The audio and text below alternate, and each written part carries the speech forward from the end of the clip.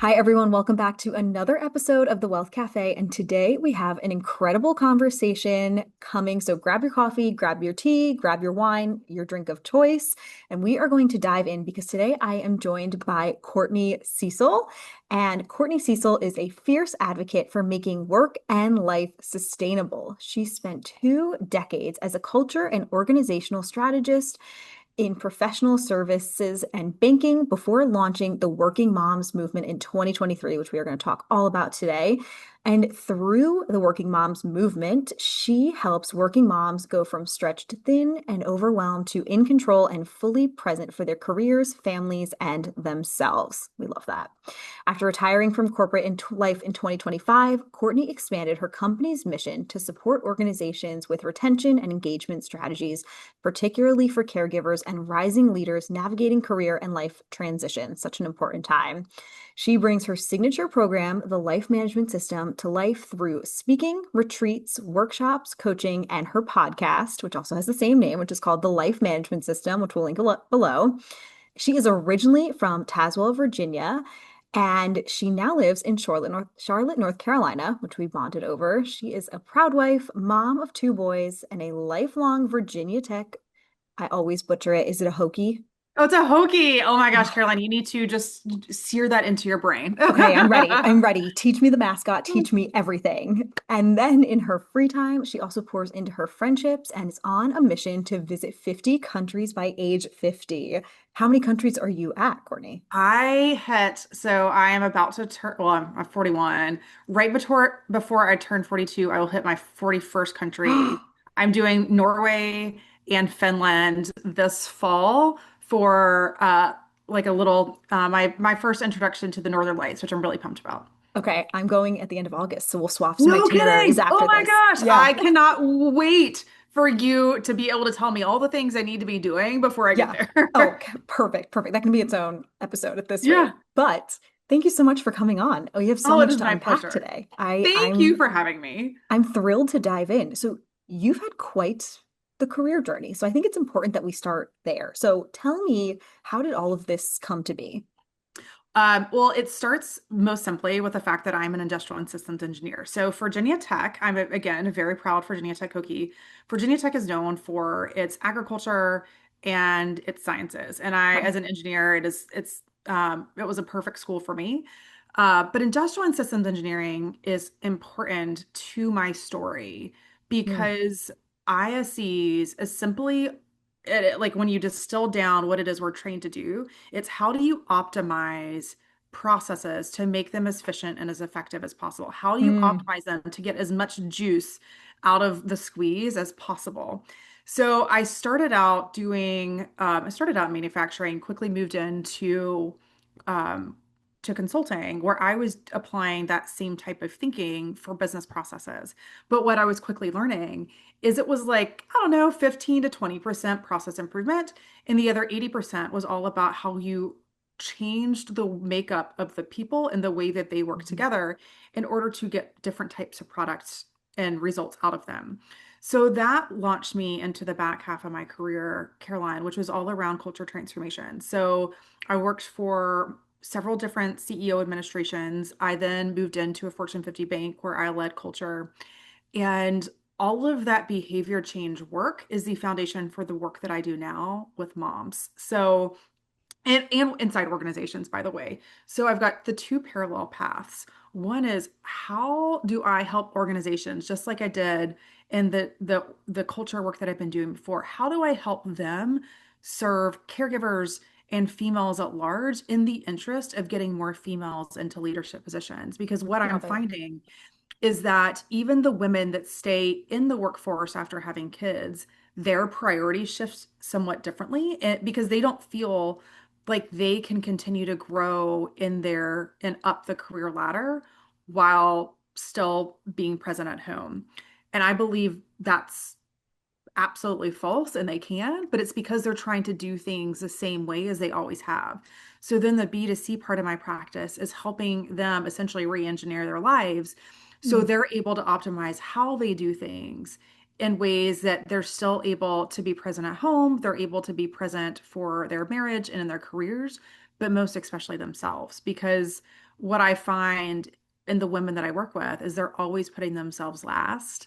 And they are always, always, always sacrificing working out, sleep, well-being, fun, just anything that makes you feel alive and human. And I think that there's ways that you can do it all. You just can't do it all in the same way you used to. So it is a very, very big passion of mine.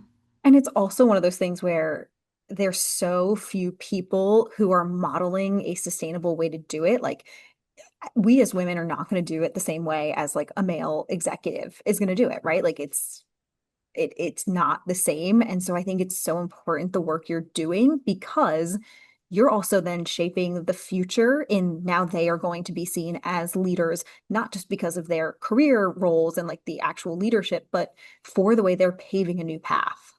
I like to think so. And thank you for acknowledging that. And the one thing that I'm incredibly keen on is, first of all, I'm never really going to make any money supporting women themselves. Like it's Mhm, just, the model is not scalable in that way.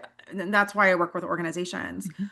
But I care so much about working with as many women as I can because when I change them, I'm not just impacting their life, but I'm impacting their legacy, which is sort of what you're talking about, Caroline. It is the shadow of the leader, how they show up and what they are modeling for the people that they surround themselves with, both their peers, their friends, their colleagues, people they manage, but most notably their kids, Yeah. because their kids are looking at them. So I have boys and I am modeling for them in ways that you better believe they are going to expect that when they look for women later, they're going to be looking for badasses too. They're going to be looking for the mom or the future wife who who is just highly driven and capable and high achieving, but Mhm. still knows how to let down her hair and have a good time.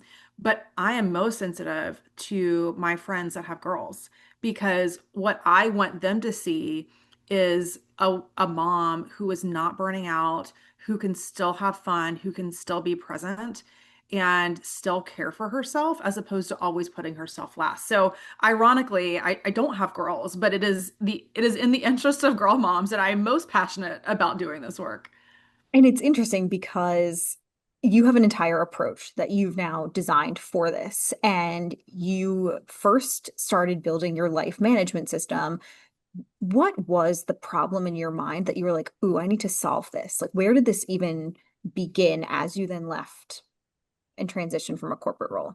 Yeah, so well, it was because I was knee deep in corporate. So I still to this day work about 80 hours a week. I'm not going to shortchange how much I work. I feel like that would be very disingenuous. Yeah. But it was because I work that much and because I still work that I'm actually about to go back to corporate when this airs, Caroline, I'm going back to another Fortune 50 to lead org change and like Awesome. behavior change for them. I work a lot, but I also have a whole lot of fun.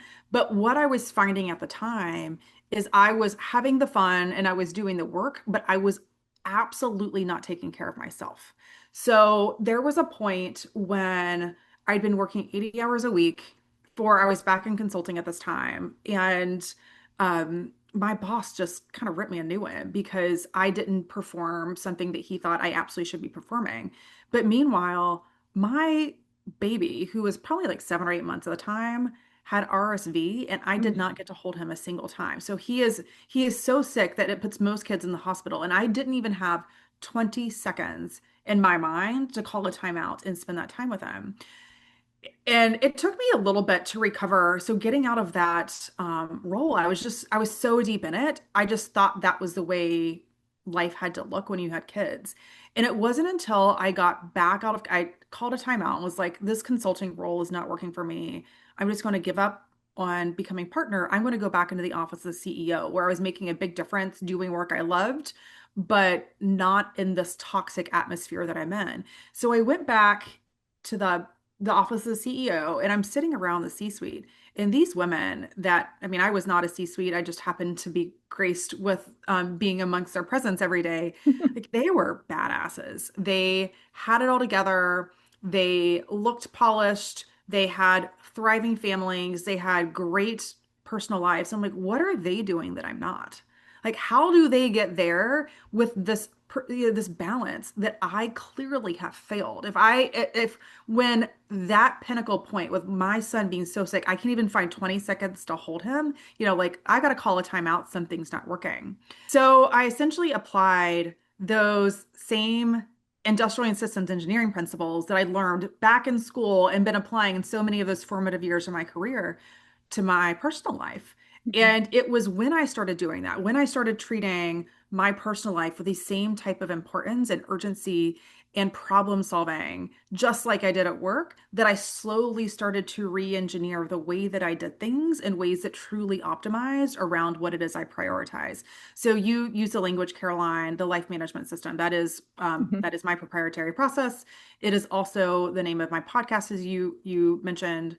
But that's essentially what I curated for myself. And now what I help other women do is I help them build a life management system, because I think that is the critical linchpin to actually continuing to do life as big as these high achieving women are doing, but without actually sacrificing themselves in the way that I was. I mean, I remember back back in the day when I was losing myself. I was not working out. I was not eating healthy.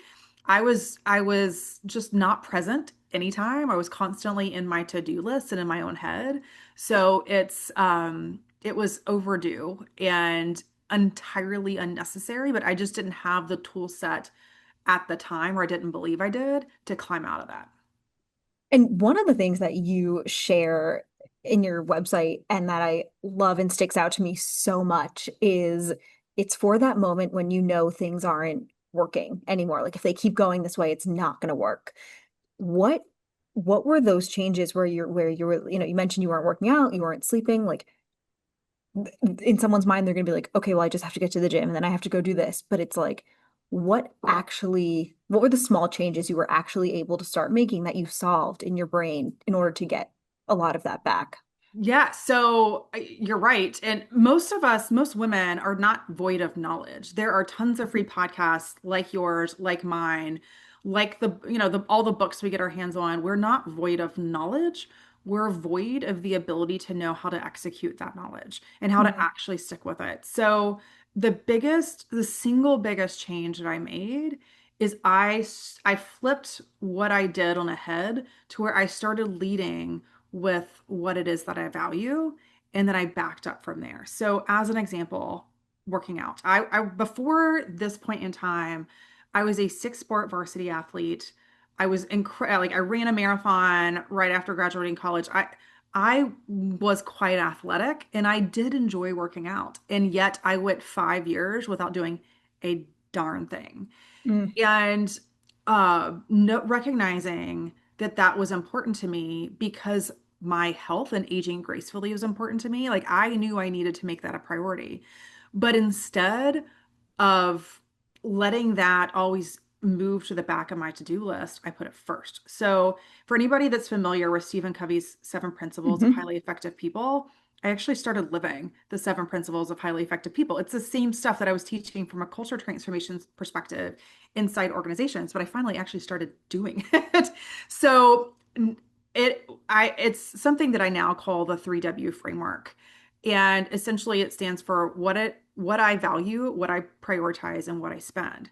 So Mm. the thinking is that when you're really clear on what it is that you value, aka in the circumstance, I value my health, I value aging gracefully.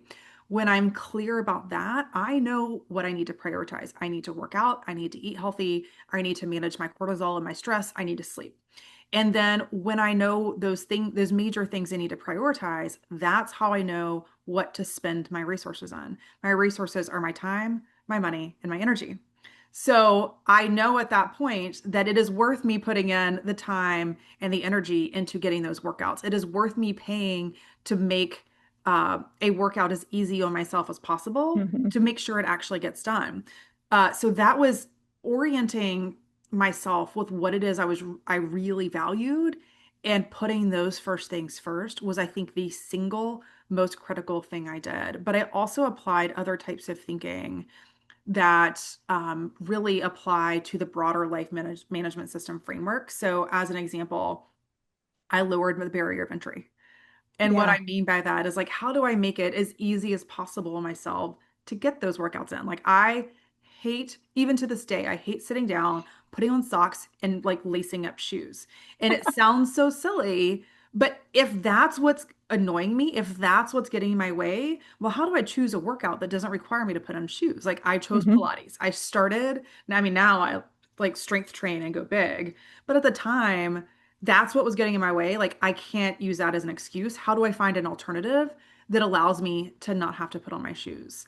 So that was part of it, but I also just started small. And I think that's just kind of a general life principle in creating any new habit, any new routine, any new way of doing things. When you're committed to the change, if you can just build a little bit of momentum, it's like the snowball coming Hmm. down and turning into a proper avalanche.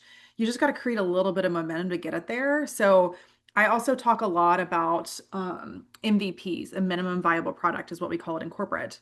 So again, like everything that I was learning in corporate, I just started applying to my personal life. So the MVP for working out for me, like that minimum viable product, it might, it didn't. I just happened to get back into it during the pandemic. But examples I'm working on with my clients right now is like, hey, maybe your MVP is that you literally only do air squats every time that you use the microwave. Like that's Yeah. it. Hmm. Like it's It's a so great one. silly. Yeah, but like think about it. You don't have to change. You probably not going to sweat. It's time boxed to probably 30 to 90 minutes or 90 seconds. It's not a lot, but if you do it every single time you start the microwave, like you're gonna get somewhere. Or maybe you do push-ups then. Um, it doesn't have to be a lot, but we in our heads tend to compare ourselves against what life looked like when we had less responsibilities. And Yeah. that's unfair. We're in a very different stage of life. For me, like most people with kids, I spend about 5 extra hours a day just on the kids. That's a lot of time. Like that Hmm. is a whole 24, 25, 20, 30, 30 hours. Oh my gosh, 35 hours a week. I swear as an engineer. 30, but That's 35 what hours a calculators are week. for. Yeah. But like at a minimum, 35 hours a week, just keeping the kids alive, doing the basic Yeah. stuff for them. That's a lot of time to lose. That's a lot of workouts. That's a lot of like time for me. So you just have to do things differently as responsibility in life grows. Your responsibility might not be kids, but perhaps it's a promotion or it's work travel or studying for an MBA on top of your workload or a special project. Like there are all kinds of things that could be leading to this added responsibility. But it is so critical that you continue to anchor back to your three W's, like the what you value, which influences what you prioritize, which influences what you spend. Because if you don't do that, you will always be spending your time, money, and resources for what somebody else prioritizes first instead of yourself. Long, And loaded answer, Caroline, but there you that's okay. go. I love it though, because, the thing that really stuck out to me in all of that is removing the barriers to entry. And I think in addition to like the way that we time compare, our time resource back to who we used to be or were before, like kids, marriage, all those things, it's also monetary, right? And Mhm. just to like loop in the financial piece like briefly here, it's also like okay, like personally, like I pay to go to a gym where it's structured, where I go in, I know exactly how long the class is going to take. I know I'm going to get a workout. I know they're going to push me. And that removes my barrier to entry because it's not like, oh, well, now I have to think of what workout I'm going to do and this, that, and the other thing. Is it more expensive than if I just joined some, gym off the street? Absolutely. But like, it's removing the barrier to entry because I'm like, I just need to show up. Like, I just need to get Yes. my body in the door. And yes, I then have to physically move my body through it, but like, they will take care of the rest.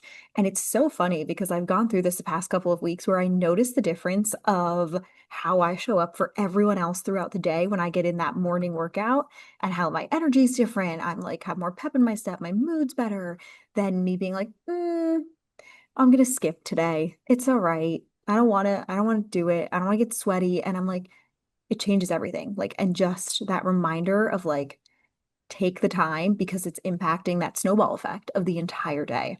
Oh, absolutely. So you said two things I want to pick apart real quick. One is the Please. word compare, I'll get back to you. But the second is like different types of ways you can lower the barrier to entry. So as an example, for you, it's you don't want to have the mental load of having to plan. For Hmm. somebody else, they might not want to have to leave their house. Like that, they just Yeah. can't figure out how to fit in the time to leave their house. I've already shared for me, it was my shoes. I don't have to sit down and lace up shoes. For somebody else, like I used to travel a ton for work and I have a lot of hair. I could not possibly create another hair washing day. Hmm. So there are It's real. times like it's so real. It's so real. Like there are pros and cons of if you are listening and you have thin hair, I promise there are advantages to that.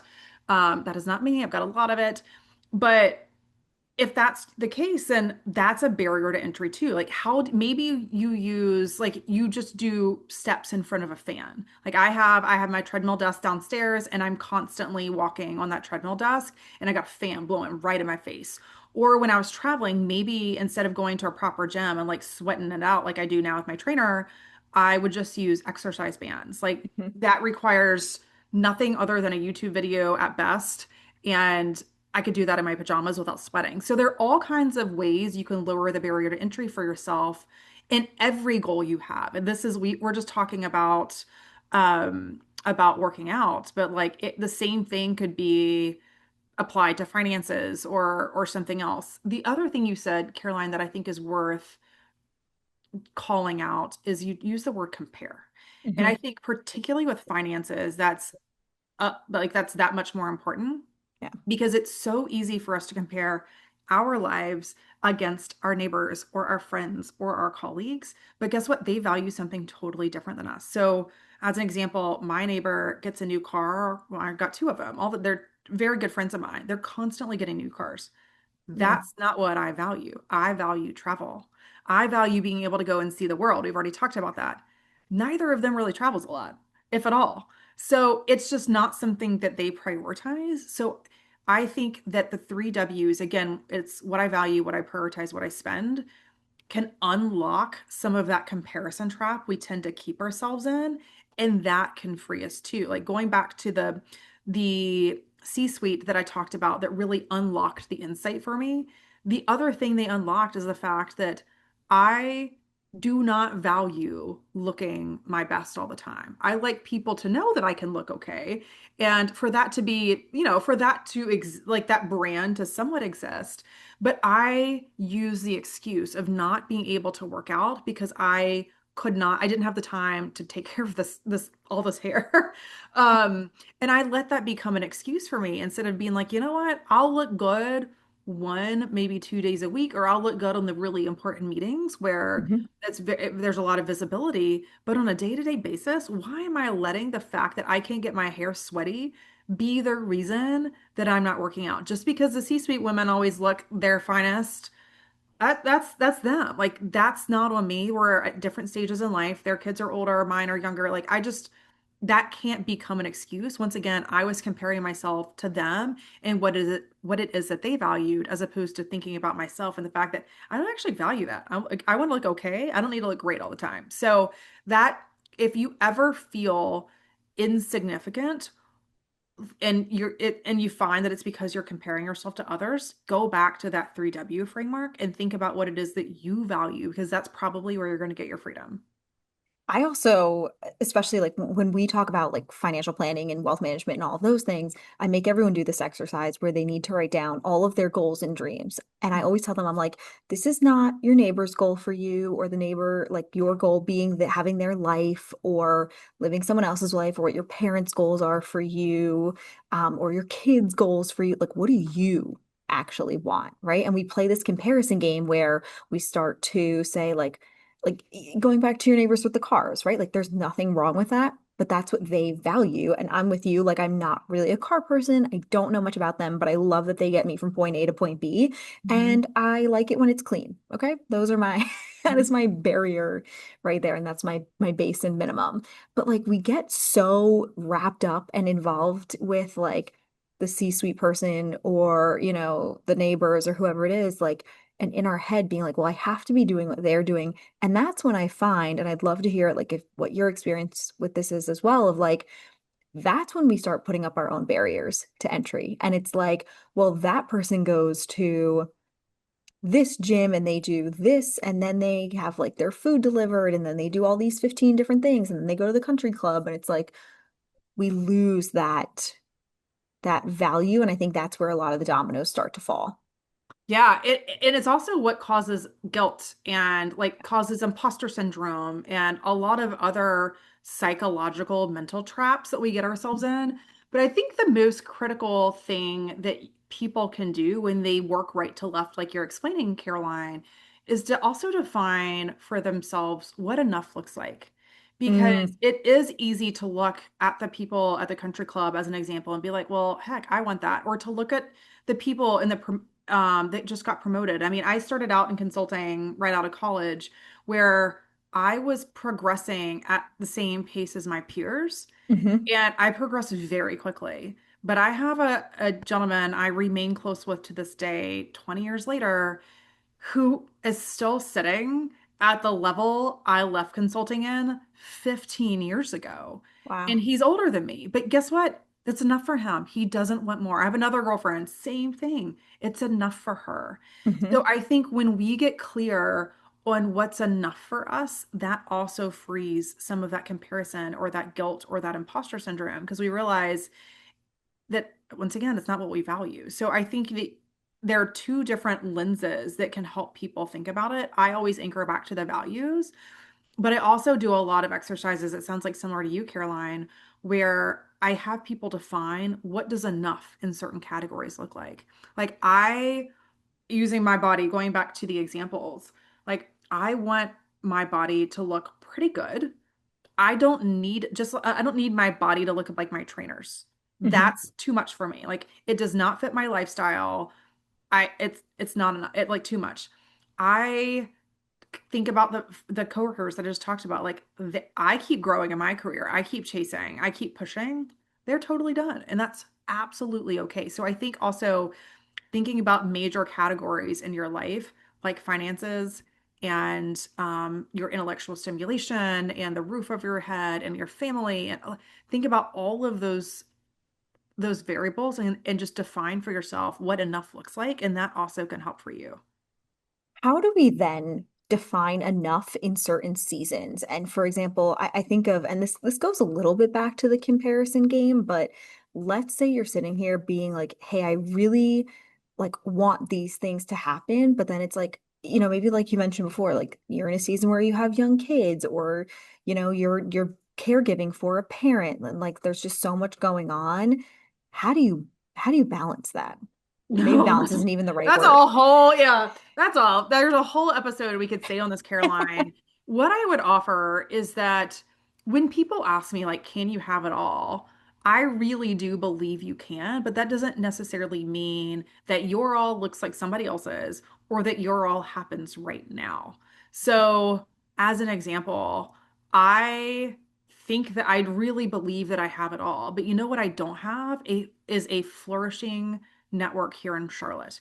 I have lots of really great friends, but my best friends to this day live in New York and DC and Florida and Atlanta. I mean, they're not physically here with me because I have not invested in being besties with the people right down the road from me. I'm sure there are so many great people in Charlotte, and I do have quite a few friends here locally, but I just am not in a place in my life where I can put energy into that in the same way I could before I had kids. Mhm. So I think that part of it is also just being very grounded and realistic about what deserves weight right now and what can wait. Like eventually, I promise you, I will have a awesome group of friends here. But I've been here for, gosh, 13 years now. And I still hardly see the people that I am good friends with here. And I have a lot more that I could do. It just can't be a priority. So I think that at the end of the day, there are 24 hours and you have to get really clear on what it is that you value once again, and then you can figure out how to fit all that other stuff in. I'm sure you've heard of the analogy with the golf balls, the sand, and Yes, the love pebbles it. and sand. Like that's kind of what it is. Like you got to fit your golf balls in first, put those things first, and then know that the other stuff will happen. I mean, I think about a lot of the people that I work with will think that things are just so busy when they have young kids. And I'm like, no, that's your nervous system that's feeling strained. But I promise you, like, yes, you're busy, but they go to bed every day between 7:30 and 8:30. They nap for 2 hours a day. Like you have built-in child, you have regular childcare all the time. But I think about at my stage in life right now, my boys are 9 and 10. It is it's so consuming. So consuming because they don't nap. I'm not leaving their room until 10 o'clock every day. I'm with them so much more than I ever was when they were little. But guess what? My nervous system's chilled because they are capable of doing more. They are rational humans. Like they are a little bit Mhm. more independent. I'm not having to brush their teeth for them. So every season will have something. If it's chasing a promotion or doubling down on savings to say like we said no to so much when we were saving for we built a custom house. We said no for years in order to be able to save up for this house because we prioritize this house. Like there is always going to be something, but when you're really clear on what it is that you value, it gives you all the clarity you need to make decisions and to stick with them and move forward without feeling like you're sacrificing the wrong things because you know exactly why you're saying yes or no to something and you can do so decisively and like with it, like an absolute boss. My hope is that anyone listening to this conversation comes back time and time again as their seasons shift. Because I think sometimes as those seasons shift, we need to come back to the basics, right? And say and listen to conversations like this that are like, not permission, but more of a reminder saying like, hey, things are going to shift. Things are going to change. Not everything can be 110% all the time. Like we are human beings and we're not built that way. And so that's my encouragement too to everyone listening to this is write down your three W's. So I appreciate you sharing those and also come back to this conversation time and time again because we need the refresher that things are going to change and are meant to change, and not everything is always the season for everything.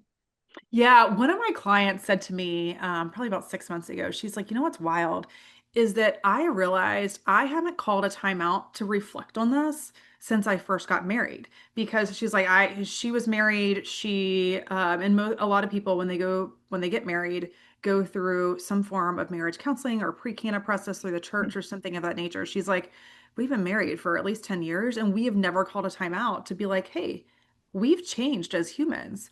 Our needs have changed as humans. What do we do with that? So I think that your call out, Caroline, is incredibly astute. I love that. I love the idea then too, like doing this yourself and then doing it as like with your partner, your spouse, Yes. whoever it might be. And even if it's like at some point having to like pull your children as they get older into this Hmm. too and doing it as a family, that remapping. And I Hmm. also would say that too if you have aging parents, right? Because Oh, there is yeah. some level of having that shift, especially as those child adult relationships kind of flip a little bit. And, when you're in that caregiver role, like seeing things start to change, like you need to continue to have that reflection. So I love you shared that story. Yeah. Yes, yes, yes. And that's how I tend to work with my clients is I'll start with the woman and then I have them get a step ahead and then they pull in their partner. And then if their kids are of appropriate age to pull them in because creating a life management system, while I most care about my clients and giving them relief, it's really got to work for the entire family in order to make it work for them. Yeah, that is so true. That is so true. Well, one last question I have for you as we wrap up this incredible conversation is, and I'm so excited to hear your answer after everything we just talked about. What is one thing that you do every day that makes you feel wealthy? Oh, so I've already shared that like this is kind of material and I'm okay with It's that. okay. I've already We love it shared all that here. we saved for many years, like a decade, for the dream house and we built the dream house. And I would say, as my niece used to call it, she was like, "You're building your realistic dream home." I was like, "Yeah, that's it. We're building our realistic dream home." But still, we did. And every morning I wake up and I look out my backyard. We're surrounded by 2 acres. I've got a pool. And I think just knowing that I get to start my day with that those French doors open half the time, and starting my day looking at that, it regrounds me on why I make the decisions I do. Like, I wanted this house not for material reasons, but because I knew that I wanted to create a space that my future kids, like that we built this before and started the process before we even got pregnant with our first. I knew that I wanted to create a space for my future kids to where they loved it so much that they'd want to keep coming back. That it would feel so much like home that when they were adults and on their own, they'd want to bring their families here, or that when they go across a way to college, that they want to bring their friends here, that they think this is the coolest place. This is where their hearts are happy. Like that was just so important to me. So I think that when I look out my door every single morning when I wake up, um, we have giant French doors right beside are walking out of our master. So I'm able to look outside every morning, and it grounds me on the decisions I've made and why I've made them. And it just makes my heart feel very rich. I love that. That is so beautiful. And like I can just picture you standing there right now, like holding like a cup of coffee or tea or whatever, and just like looking out and having that moment. And when I think about it too, like my mind doesn't go to like the money or the house or this. It's going to like the contentment and the joy that you have Yeah. inside. And that's why we have these conversations, is because money is cool, wealth is cool, but it's everything that you're able to do and experience with it. So that's why I really appreciate you Yeah. sharing that story. Yeah. What a great question, Caroline. I love that. Yeah. Cool. Thank you. Well, thank you everyone for listening. And if they want to connect with you, learn more about how they can work with you, all of the good things, where is the best place for them to reach out? Yeah, so thank you for asking, and thanks again for having me. You can find me at Working Moms Movement on Instagram. I'm incredibly active there. Please give me an ad. You can tune into my podcast, The Life Management System, or you can get my top 25 hacks, like life hacks on how to cut the corners and reduce a little friction in your life and make things easier at workingmomsmovement.com/25 hacks. Love that. And we're going to link all of that in the show notes and description here because that is sounds like a really great resource. And I'm always looking for more podcasts to add. So I'm going to be adding that into the rotation as well. I love that. Thanks, Caroline. I appreciate you having Awesome. me. Of course. Thanks, everyone. See you again next time.